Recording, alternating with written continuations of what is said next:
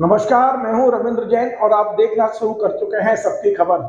आज हमारे साथ स्टूडियो में मौजूद हैं रामानंद सागर के सीरियल में जिन्होंने हनुमान जी का रोल किया है। मैं आपको बता दूं, रामानंद सागर जी ने 2 बार रामायण का निर्माण किया है। पहले वाले जो रामायण उनकी थी, पुरानी रामायण जिसको बोलते हैं, उसमें हनुमान का रोल किया था दारा सिंह जी ने। लेकिन जब दूसरी रामायण बनी, उन्होंने उनके मृत्यु से जस्ट पहले उस रामायण में हनुमान जी का रोल किया था विक्रम मस्ताल जी ने। विक्रम शर्मा मस्ताल जी हमारे स्टूडियो में मौजूद हैं और सबसे बड़ी और खुशी की बात यह है कि विक्रम जी मध्य प्रदेश के सीहोर के रहने वाले हैं। बुधनी विधानसभा क्षेत्र में इनका घर आता है और पूरे देश दुनिया में इन्होंने अपने नगर का, अपने गांव का नाम रोशन किया है हनुमान जी बनकर इन्होंने। और वाकई सबसे बड़ी बात यह है कि जब से इन्होंने हनुमान जी का रोल किया है, कुछ गुण इनके अंदर भी हनुमान जी के आ गए हैं। पूरा रोज पूजा पाठ करना, धर्म के प्रति झुकाव होना और एक तरह से अपनी आत्मा को मतलब एक पवित्र आत्मा बनाना, उस ओर में भी अग्रसर है। आपका बहुत बहुत स्वागत है विक्रम जी। धन्यवाद सर। विक्रम जी, एक सवाल मेरे दिमाग में इसलिए है कि पिछले कुछ दिनों से हमारे हनुमान जी राजनीति का बहुत बड़ा विषय बन गए हैं।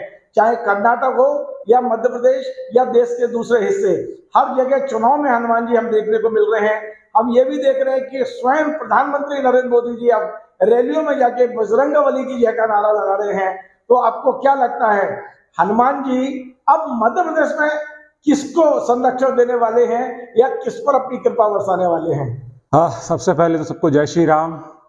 और मैं ये कहना चाहूँगा कि हनुमान जी हमेशा संकट हरने वाले हैं, साधु संतों की मदद करने वाले हैं और भूत पिशाचों को भगाने वाले हैं। जो भूत पिशाच हैं डेफिनेटली हनुमान जी उनको दूर करेंगे और जो संत हैं, जो जन का कल्याण करने वाले, डेफिनेटली वो आएंगे। नहीं तो मध्य प्रदेश में आप जानते हैं अब चुनाव के हम बिल्कुल नजदीक पहुंच गए हैं जी। और बड़ी बात यह है कि मध्य प्रदेश में भारतीय जनता पार्टी और कांग्रेस दोनों ने ही हनुमान जी पर अपना दावा ठोक दिया है। हम देखते हैं बजरंग दल की ओर से भारतीय जनता पार्टी बजरंगबली पर अपना दावा करती है, तो छिंदवाड़ा में एक विशाल हनुमान मंदिर बनाकर कमलनाथ जी भी उन पर कहते हैं कि वो सबसे बड़े हनुमान भक्त हैं। तो राजनीतिक सीधा सीधा राजनीतिक सवाल है मेरा आपसे, आपको क्या लग रहा है? आप मध्य प्रदेश के रहने वाले हैं, मध्य प्रदेश की हर खबर से आप जुड़े रहते हैं, चाहे आप दिल्ली रहे, बॉम्बे रहे या देश के किसी भी कोने पर रहें, मध्य प्रदेश तो आपके दिल में धड़कता है जी। तो मध्य प्रदेश के बारे में आपका क्या सोच है कि मध्य प्रदेश में हनुमान जी किसके साथ दिख रहे हैं? देखिए, मध्य प्रदेश जनता के साथ दिख रहे हैं, बिल्कुल जनता के सपोर्ट में है और जनता सही हनुमान भक्त का सपोर्ट करेंगे इस बार और सेवा करेंगे और भूत पिशाचों को दूर भगाएंगे। आप फिर घुमा के दे रहे हैं जलेबी जैसा जवाब जी। मैं तो सीधा सीधा पूछ रहा हूं कि मध्य प्रदेश में असली हनुमान भक्त कौन है? हनुमान जी के भक्त के नाम से या प्रसिद्धि दिलाई है वो सिर्फ हमारे कमलनाथ जी हैं।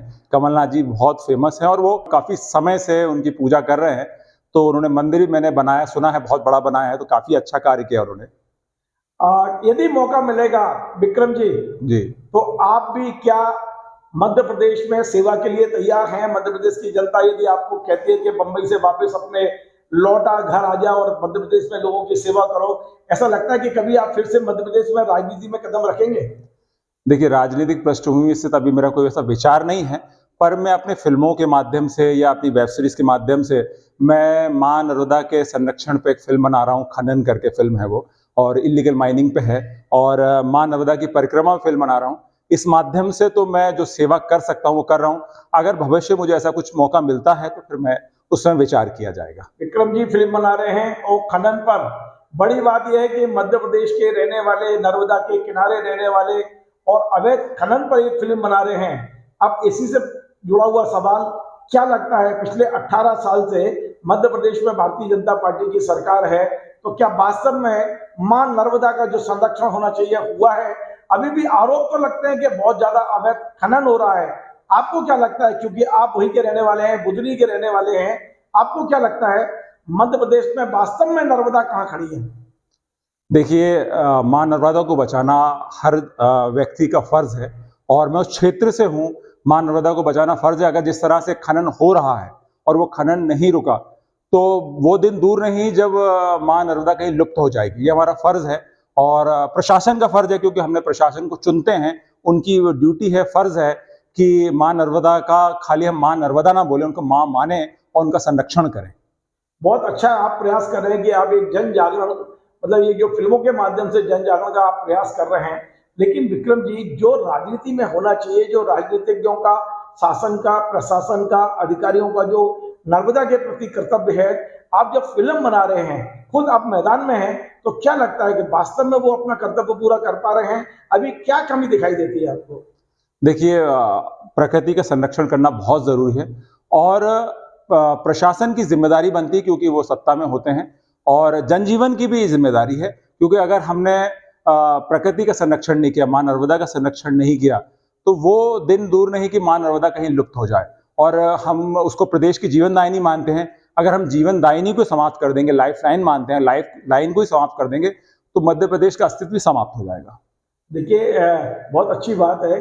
देखिए, सवाल वही है कि 18 साल से यहाँ बीजेपी है और इसके पहले कांग्रेस भी रही है, लेकिन अब जब आप फिल्म बना रहे हैं, निश्चित तौर पे अवैध खनन उसका विषय है, जी, तो आपको उसके गुण दोष सब तमाम सारी चीजें पता है आपको। जी जी। तो क्या इसका जो निदान है वो क्या है? क्या राजनीतिक निदान निकाला जा सकता है, प्रशासनिक निकाला जा सकता है, या कोर्ट के माध्यम से? आखिर हमारी नर्मदा बचेगी कैसे?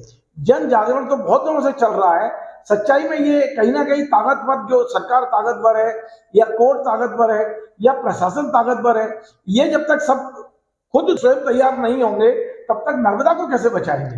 देखिए, जनता सरकार को चुनती है, जो भी चुनी हुई सरकार होती है उसकी जिम्मेदारी बनती है कि जो जनता के लिए लाभकारी है, क्योंकि माँ, जैसे मैंने कहा कि माँ नर्मदा जीवनदायिनी है, लाइफलाइन है, तो उनकी रक्षा करना, उनकी अस्मिता की रक्षा करना मौलिक फर्ज है प्रशासन का। जनता तो सहयोग करती है, जनता इसलिए अपने नुमाइंदों को चुनती है कि वो हमारी चीजों का संरक्षण करे, तो ये प्रशासन का फर्ज है।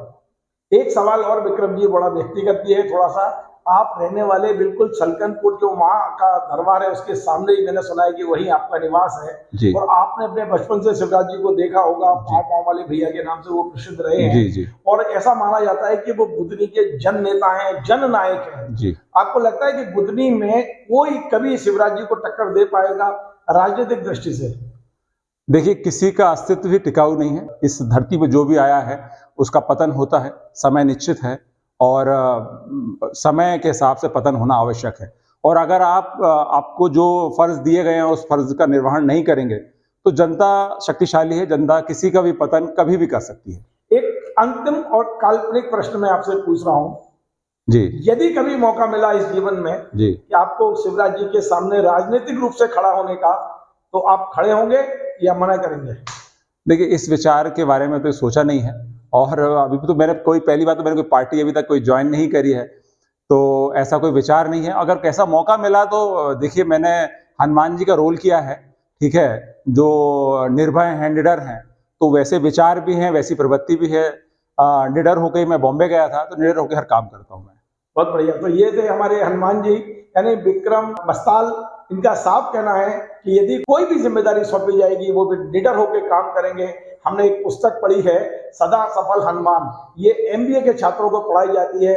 हनुमान जी एक ऐसे पात्र हैं जिन्हें जो जिम्मेदारी दी गई, कभी चेहरे पे सिकन नहीं आई, उस जिम्मेदारी को पूरा करके उन्होंने कभी घमंड नहीं किया कि मैंने ये किया है, कभी मैं नहीं किया।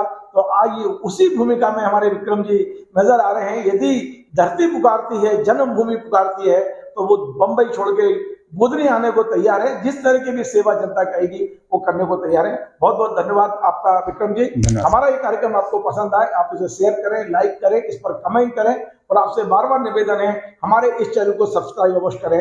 धन्यवाद।